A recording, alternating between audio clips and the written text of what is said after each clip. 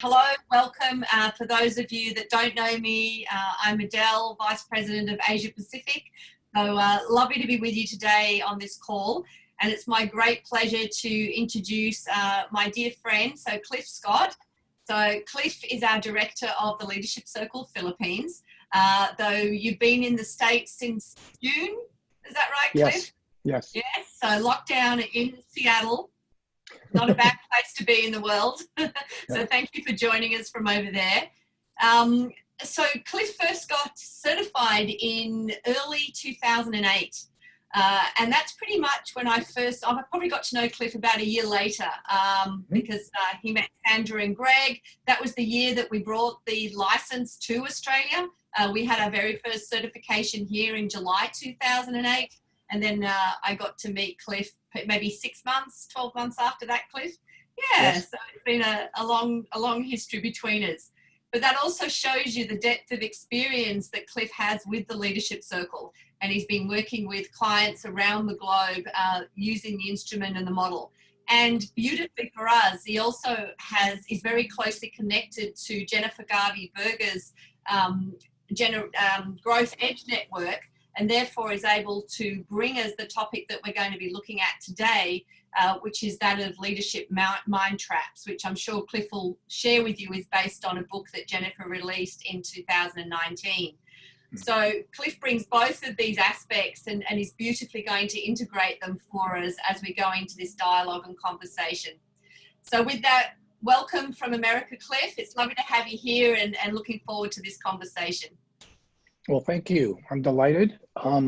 This is going to be fun, I think. The reason why I say I think is because this is the first time I've actually put this into a 90-minute session. Though I've got a lot of experience with Mindtraps as a presentation piece. But I just wanted to be transparent and honest with you that you all are the guinea pigs. Now, the reason why I think it will be fun is because the flow of this course this program is very interactive, not necessarily with me, but with you, between you. In other words, you bring a little bit of your own story into the mix, because I will be asking you questions about how the mind traps, as I explain them, might apply to you. So be thinking about the situation in which you kind of felt like you were certain you were right about something, and then discovered that in fact you weren't, much to your shock. It could be that somehow you've seen this before. You're very well versed in whatever the situation was, and you came to a conclusion rapidly, and it was absolutely the wrong conclusion. Folks who suffer greatly from the problem of mind traps, we refer to them as people who are never in doubt but seldom correct. Now, I hope that's not for your reality, but I know that in fact all of us fall into a situation in which we find ourselves not correct. So we want to ask you to bring one of those situations into this session and be willing to work with it, so that you not only hear about and see slides about the mind traps, but you experience it. You experience how they work, and you experience the way in which you can get out of a mind trap. So I intend to cover both of those things. Now, in order to get us started, I want to share the screen, and I won't be able to see you, I'm afraid, but I can continue to talk to you. So if you're not aware of it, Unlocking Leadership Mind Traps, or How to Thrive in Complexity, is Jennifer Garvey-Berger's third book. She writes about adult stage development and its intersection with complexity. And she is a wonderful partner and very generous. She's certainly willing to let you have the slides that I'm showing you later on. They'll be provided. But this Mind Traps book came out in 2016, and I have to say, it has struck an extraordinary chord with leaders all over the world. It's actually being translated into Chinese now, as an example. And if you're working with executives who sometimes get really stuck this could be a great resource. It's not a difficult read, and it's not extraordinarily long, but so it gets right to the point quickly. So let us do the same. I'm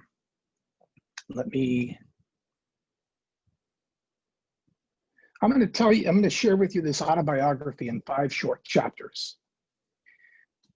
Imagine this scenario. I walk down the street, there's a deep hole in the sidewalk, I fall in, I am lost, I am helpless. It isn't my fault, it takes forever to find my way out. 2, I walk down the same street, there's a deep hole in the sidewalk, I pretend I don't see it, I fall in again. I can't believe I'm in the same place, but it isn't my fault. It still takes a long time to get out. 3, I walk down the same street. There is a deep hole in the sidewalk. I see it. It is there. I still fall in. It's a habit. My eyes are open. I know where I am. It is my fault. I get out immediately. 4, I walk down the same street. There's a deep hole in the sidewalk. I walk around it.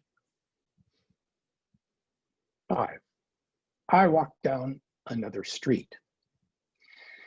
So this is a story about how it is we can be quite certain that we know what we're doing. And when we don't, it puts us in a pretty big pickle. And part of the reason why this is because if you think about it, we evolved in circumstances in which the world was fairly simple.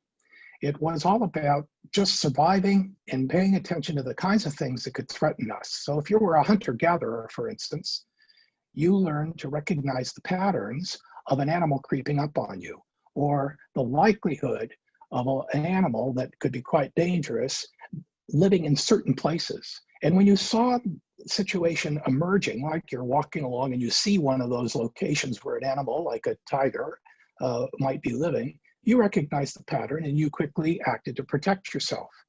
Failure to protect yourself could cost you your life. It was a pretty simple world, and things were pretty predictable. Our brains evolved in that circumstance, and we have that wiring still. It's in our user manual, if you think about it that way. And the fact of the matter is, there's really not much we can do about that, any more than you can get rid of the core of your brain that takes care of fight or flight responses, your amygdala. That's the same size it's been forever, and it's the same power that it exerts over you that it has been forever. But if you become conscious of its action on you, you can perhaps control it. So why do we have to think about this? Because the world is complex. The world is making much less sense than you think, as this quote says. The coherence mostly comes from the way our mind works. In other words, we're reductionists. We have a tendency to want to make things straightforward so that we understand them, keep it concurrent, keep ourselves comfortable, keep it coherent and make ourselves comfortable, because if we're not comfortable, we're in a state of anxiety. And by the way, the situation we've been in for quite some time with this COVID pandemic and the likely impact it's going to have on all of our economies is actually exactly an example of unpredictability or complexity, if you want to think about it that way, which could easily tip into a chaotic state. So we don't have the comfort of our convictions that the world makes sense, but it rests. But because we have a need for that, emotionally, it trumps our brains, and we rest on the secure foundation, and we have an almost unlimited ability to ignore our ignorance. When you have defense mechanisms. Now, I live in the United States a lot of the time, and probably everybody is pretty clear that one of the things that we notice about the United States is it's the most undisciplined country in the world when it comes to protecting yourself or others by wearing masks. And the impact of that is we have a huge infection rate and a huge death rate. And largely it's because people are ignoring the fact that they're ignorant, and they're ignoring, or they're in a state of denial, creating coherence that keeps them comfortable. So what I'd like to do now is put you into I'm going to teach you about 4 common mind traps: simple stories, rightness, agreement, and control. But before we do that, I'm going to put you into pairs, and I'm going to ask you to think about a time in which you fell into a hole of your own, and and and how that made you feel. Those 2 questions. What was a hole that you once fell into? And how did you feel about that? And how did it come about? You'll have about 4 minutes each to share a little bit of, a minute each to share a little bit of context, and about 4 minutes for discussion. You make sure you each share. So Mark, maybe you can put an alert that says time to switch. Would that make sense? Okay, I see you. Okay, let's pair them off and send them away. Welcome back, thank you. Okay, so hopefully that you've got a pretty juicy example. Now let's go in and look at the mind traps, and I'm going to go take you through each one of them and be thinking about, what was the hole I fell into? Was it something in which I, kind of have a simple story, and it's a pattern I recognize really well, and so I just assume I'm right? Is it rightness, a real need to hold on to your sense of certainty?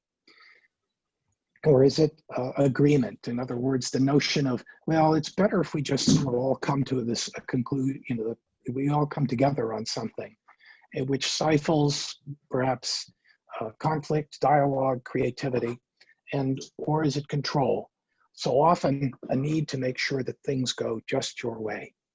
So now that you've seen, you know what they are, let's dig in. And I have to share my screen with you first of all. There we go. Okay, so we believe we're right. When we believe we're right, it's based on this notion that our expertise never steers us wrong. Often, we have a real need to be right because our competence and our reputation is staked on it. So we hold to what we believe, and will cause us to not ask the kinds of questions or to ask a very powerful question, which is, how might I be wrong? And if we don't do that, then we're not testing our assumptions. In fact, we may not even be aware of the assumptions we're holding. Now, again, if this is a very predictable situation, it could be in complexity theory, it could be either simple or complicated, but nonetheless, it's a very known sort of problem with only a few right answers, or maybe only one right answer. And if we've lived in that world for a long time, we become habituated and really almost identified with the notion that we're the expert. So that's what rightness is about. Another one, simple stories. And this is a lot like rightness, but it's not really reinforced by a deep need to be right. What it is simply something we tell ourselves that explains what we're seeing. So we may be looking at the behavior of somebody and saying, oh, I know what this is all about. They're serving their own agenda. They don't care about what we've agreed to. They are simply self-serving. I've seen this before. When somebody is this obtuse and such an annoyance, just write them off, and that's it, we're done. There's no end of opportunities where that happens.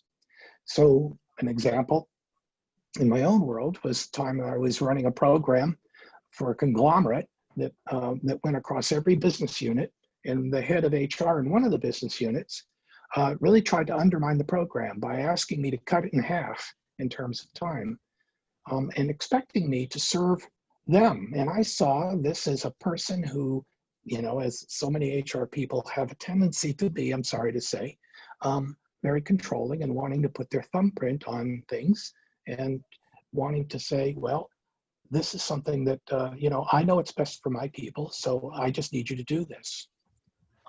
We had went back and forth quite a lot, and I was getting particularly annoyed. And then I realized maybe I have a simple story about this. And so I posed a question. What's the problem you're trying to solve? Because honestly, I've been feeling like you want to undermine me, but is it that, or is it something else? Is there something else going on that if you would share it with me and maybe we could work on it? And that ended the dispute. It just changed the entire dialogue. I was holding a simple story and we were both digging in and getting very deeply oppositional. We enjoy it when we agree. We are such a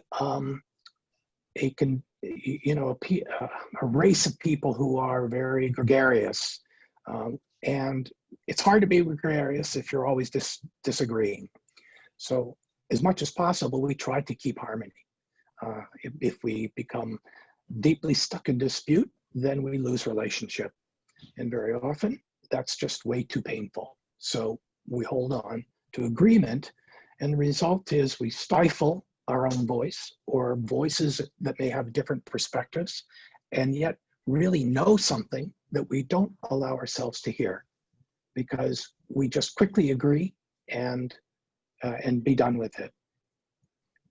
And then there's liking to be in control. This is a pretty obvious one. When we are responsible for something, especially if we have direct reports, we know that we're staking our reputation on their performance. And if we are concerned that how we look to the senior managers above us is based on how well that performance is executed, then we're not likely to take a lot of risk. And if we become too wedded to control, then we create, we create disaffection, alienation, high turnover. We don't develop people. And control can manifest itself in so many ways, in family, among friends. You probably have a friend who likes to plan events and parties and nothing can go wrong. They don't want you in their kitchen. They're not willing to share because they feel like it has to be just so. So now, I hope you have each found one of these, or maybe even the intersection of two of these, that describes the hole you fell in. So you're going to have 5 minutes each. And for the first minute, you're going to tell a story of a time recently when you fell into this trap. It may be the very one that you've started working with, but if you feel like there's another one that makes sense, switch, go for it. And then for 4 minutes, the other person, sometimes this is a trio, so the other person, your partner, will ask, what did it feel like emotionally and even physically? Remember, somatics matter. Often what happens is the first time we get triggered into one of these mind traps, or the first moment we do, there's a physical reaction that makes us go there. We're aware of the fact that our face is beginning to get a little red, or our stomach is turning over, or our palms are sweating, and that hits us before we even feel something in many cases. So look at both of these things. How did you feel? And what were the sensations that were a part of it? And what does that tell you about the trigger for falling into this trap? What were you afraid of? Or what did you ignore in order to stay comfortably in your trap? So Mark, away again to the same pairs. Okay, so we're back. Now, I'm curious, what were your trappiest mind traps, the ones that you chose to work with? And so I'm gonna just ask you to name that mind trap and put it in the chat. I would love to see the pattern that's emerging here.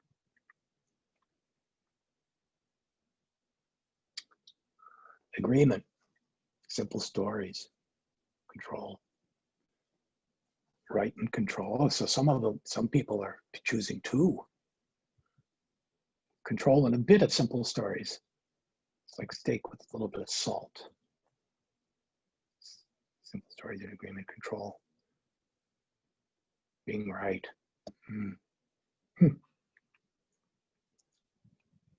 My trappiest mind traps were the rightness and control.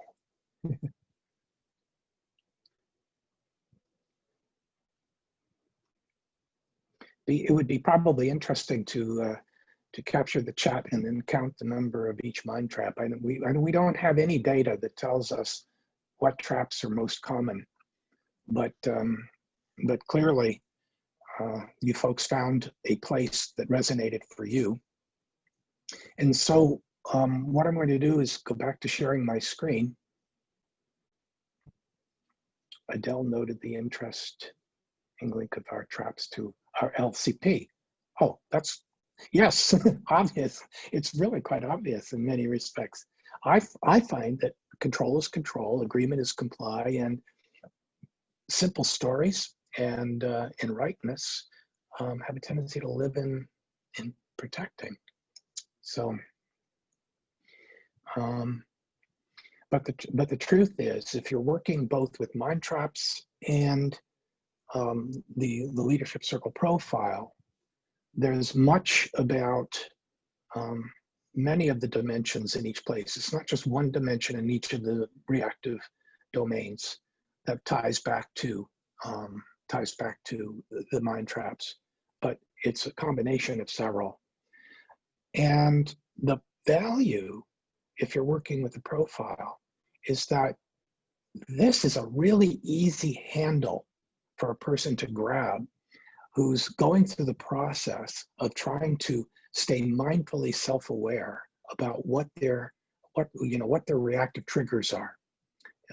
What is it that triggers me into rightness? What is it that triggers me into agreement? Oh, here it is again. I noticed that I'm agreeing. It's just an easier thing to grab onto. So it has a lot of value there. Well, I want to move right along and share with you the escape mechanisms for each of these. So escaping rightness, it's really about learning to listen rather than listening to fix or listening to win. And if you've ever never heard of those frames, essentially we often listen just long enough until we think we understand what's going on. And then we tell a person how to fix it or what's wrong with their thinking or how we would do it, what we recommend.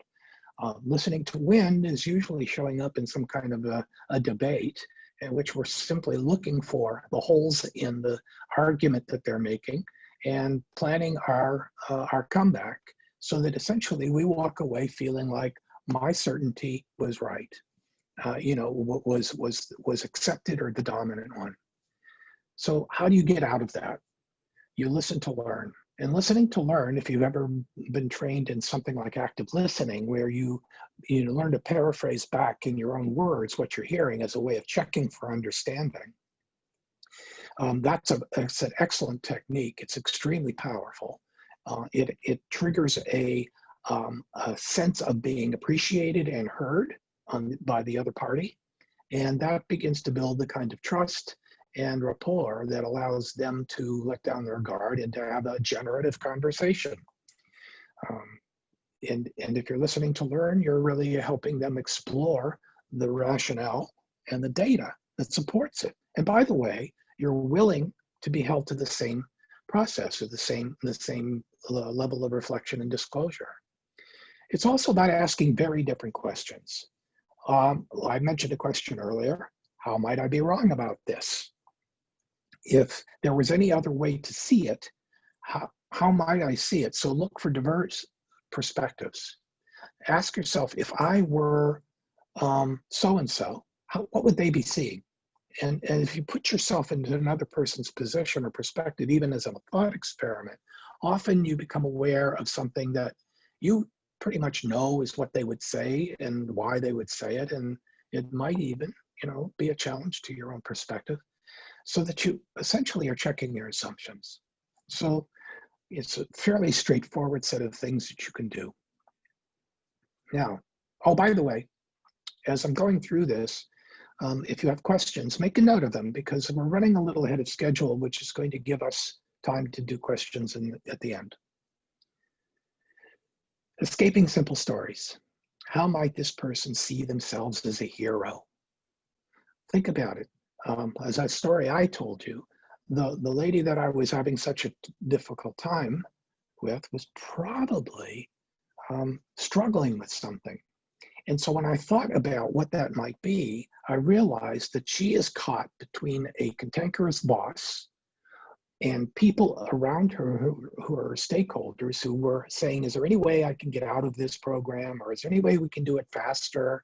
And she suffered from, in her own profile, deep need to control and a deep need to comply.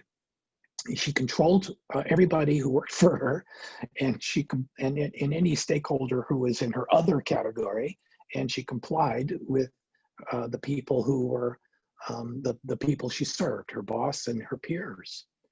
So when I thought about an explanation, I thought, maybe it's a budget thing, or maybe they're coming into a crunch period around, challenging decisions that have to be made. What is the context that this person is in that might explain it? And although I didn't know any answer for certain, I began to think, this is a realistic probability. I think I better check it out. So I was able to escape my simple story. And I think that's exactly what the discipline is for escaping simple stories. Now, escaping our agreement. Here, it's being conflict positive. It's being willing to accept the fact that disagreement is really a dynamic and creative tension that could lead to innovation or breakthrough. And so rather than shy away from it, embrace it, again, by listening to learn. And so if you fully examine each party's perspective, you get to a point where you're beginning to see different angles on the situation than the one that you came in with. And you might just learn something that would lead to an insight that says, oh, there's a better way to solve this. So this is a really important thing, is because we so often shut down conflict because we think it's bad, that we lose the opportunity to solve a problem in an adaptive way that is innovative, rather than just, resorting to some well-known pathway of addressing creating a solution, but doesn't actually do anything creative that might actually add more value. So escaping agreement, deal with conflict as an opportunity. Escaping our drive for control is really about enabling the conditions for success rather than controlling the particular outcomes.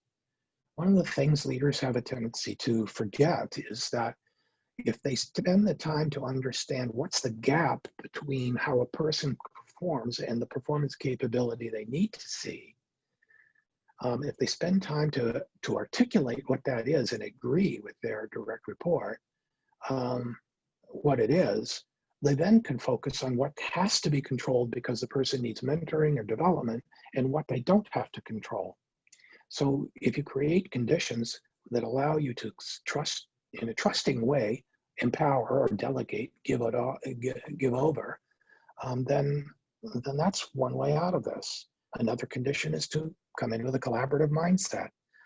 Understand that if we both put what we agree on the table, and based on what we agree on, what we disagree on is pretty much what's left. How do we solve for that? So that you start with the perspective of, there's an opportunity here. Again, there's a really big difference. You can see that one is a reactive orientation, the Mindtraps, and the other is a creative orientation, which steps into some of those creative dimensions pretty obviously. So this is the summary. How is a person a hero? Listen to learn, disagree to expand possibilities, and enabling conditions for success instead of controlling outcomes.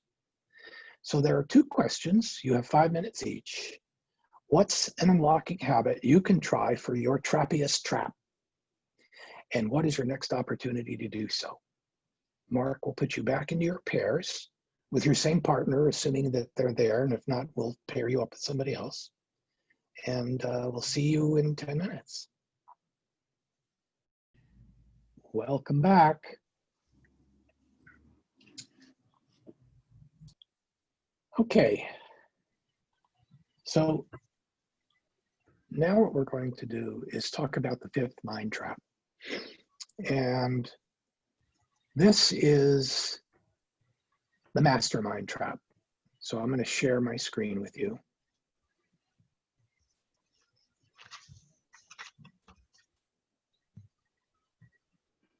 It's the ego or identity.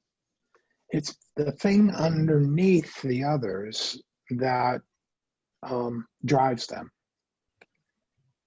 We have our identity wrapped around being the smartest guy in the room, which is kind of the catchphrase for protecting individuals. That's my identity. That's who I am. If I'm not that, then what am I? If I'm the person who's known as the individual who can get everything done, constantly deliver, and by damn, I'm going to do it one way or another if I have to steamroll over everybody, and that's a controller. And their ego is totally wrapped around that. Or if I'm the nice person, the one that everybody likes and find me so easy to work with. If I want to be liked, then my identity could be trapped around that. And it could be a whole lot of other kind of, blends or other things. But this is the hardest one to see. And so I'm going to give you a little exercise. And this one is not going to be shared in pairs, but it's a reflection exercise in which you think about the 3 words you would most hope people would use to describe you. If you found yourself sort of catching a conversation that no one notices you're catching, and people are talking about you, maybe at a company party or a cocktail party or whatever, then what words would you want them most to use, that you'd most hope they would say about you? And then what are the 2 words that would make you cringe? You would never want to hear these. Write those down and reflect on them. And as you reflect on those answers, think about what you're afraid of, what you're wedded to, and to what degree. And it maybe this isn't a really strong hold, but it's very hard to not ever have an answer to this, no matter how self-authoring you become, or even maybe moving towards self-transforming. Even if you wouldn't be, you don't hold these very deeply, I bet you can come up with 3 words that you would like people to be describing you with, and 2 words that would make you cringe, even if it's only a little bit. But whatever you come up with, how does your ego drive your trappiest mind trap? So we're going to give you about 5 minutes or 4 or 5 minutes of reflection, writing. This is a takeaway for you. But if you would like to share your mind trap in chat, feel free to do. I mean, if you want to share your answers in trap, feel free to do it. Or if you just want to share them with me, I'd be glad to see what you come up with. Or you don't have to share them at all. Okay. I'm going to stop sharing. And we can spend about 10 minutes, I think, just maybe a little more, doing some questions and answers if you'd like to be in a discussion.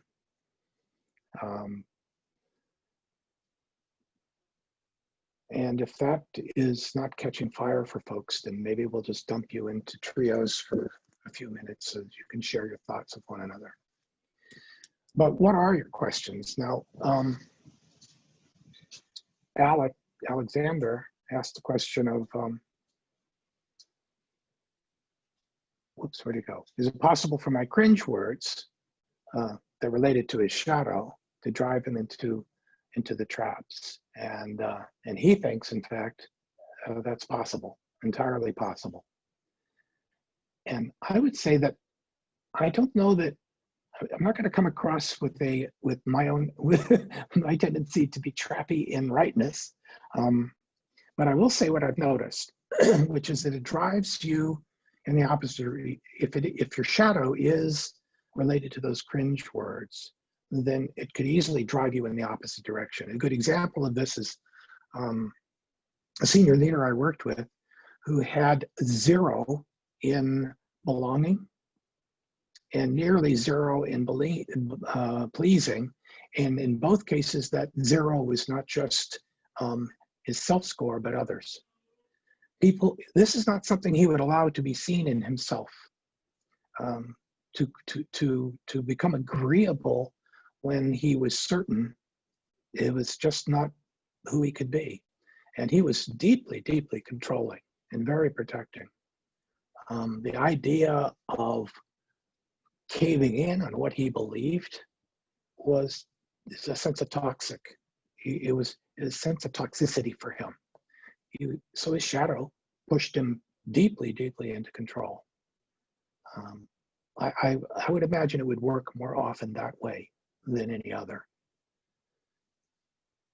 Any other questions? Anybody want to put something into chat or speak up? Feel free to unmute yourself and offer us a question about what you've been exposed to so far. What are you left with? Hey, Cliff, this is Michael.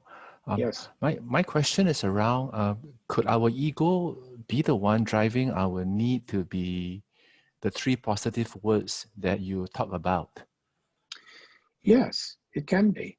I mean, I think the question is could your ego also be, driven by the other 2? And if what you're asking is it possible to be driven by the 3 positive words and unaffected by the words you would never want to hear?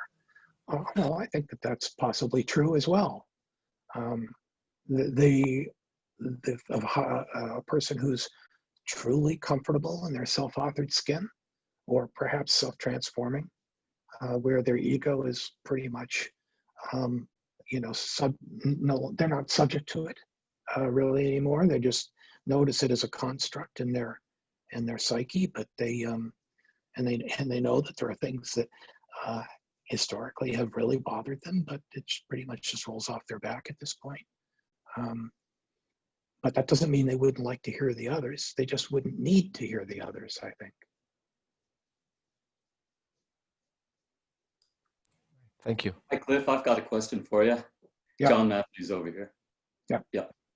Do you have any kind of correlation between the mind traps and the leadership circle specifically? I mean, you can see some of them are obvious about complying, protecting, and controlling and how they'd fit with them. But have you done any type of a correlation?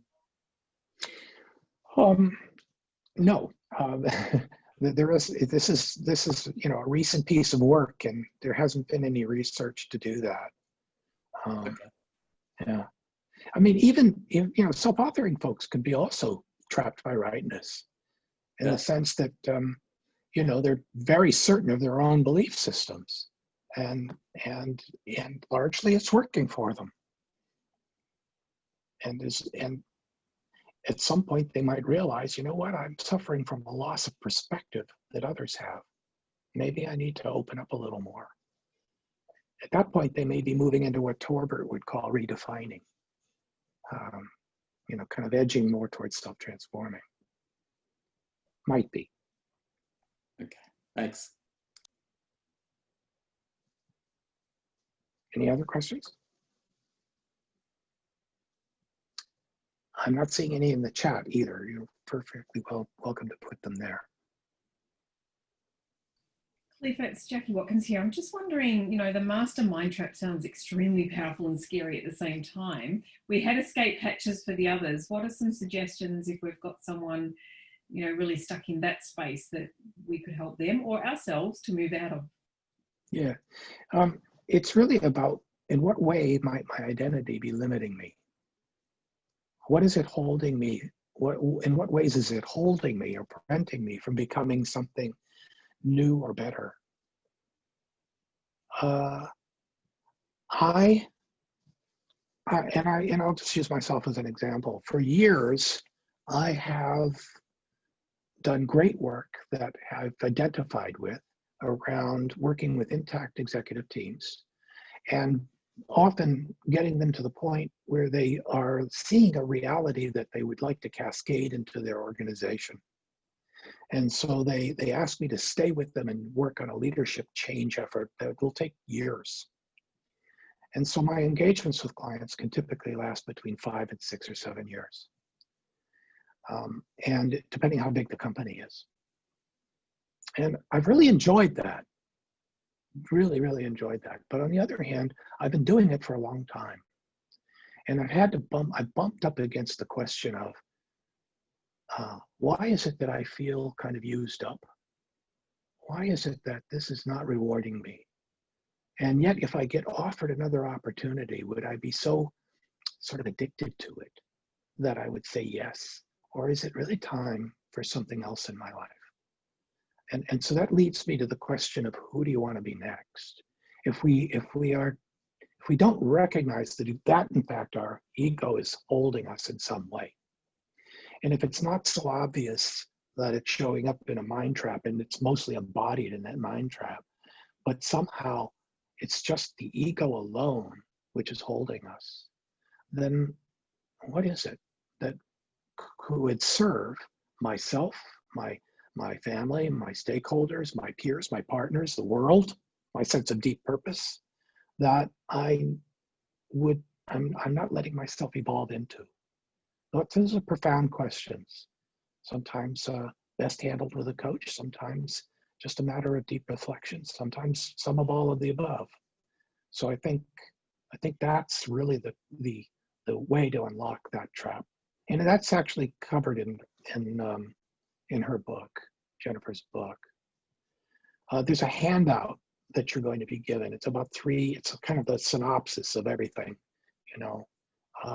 that'll be in the packet that's available in fact, it's now in the chat. You just click on fullcirclegroup.box.com and this link, and you'll be able to get that as well as the slides. So you'll see some of that there. Anything else that's on anybody's mind?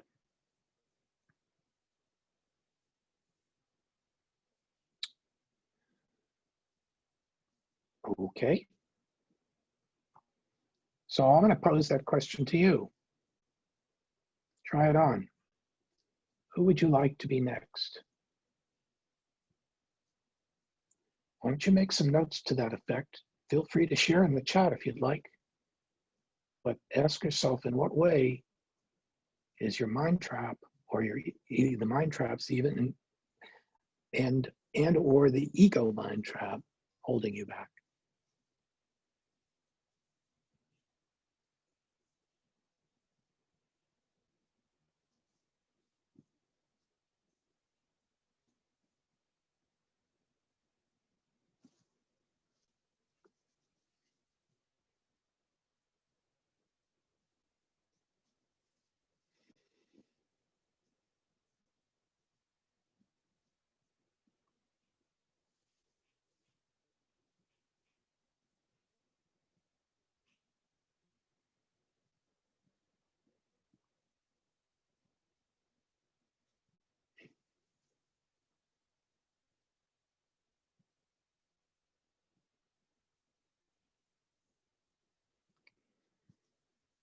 So with that, I want to thank you for spending this time with me. We're ending a little early. And since this webinar is pushed out, was designed for 90 minutes, which is a whole 30 minutes longer than these, Adele tells me, normally go for. I appreciate your willingness to extend and hang out. It's been fun to share this with you, and I hope it's been fun for you to be a part of it.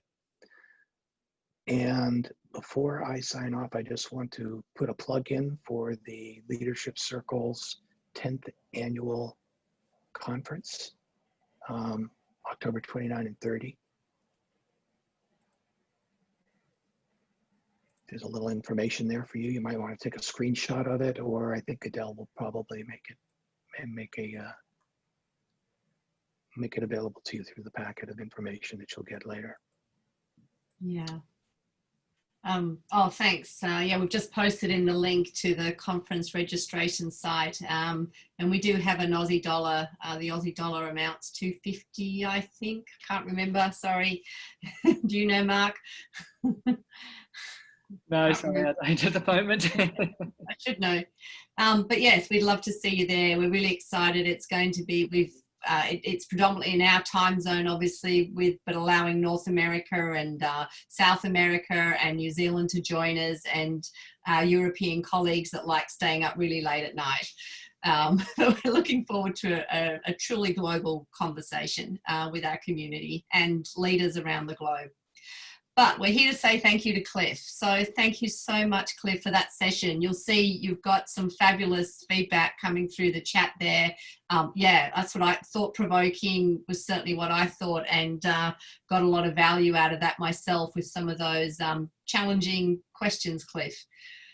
So thank you. We'll get him back, don't worry, for the next session. Lovely to see you all today and for engaging with us. And yeah, hopefully see you at the conference.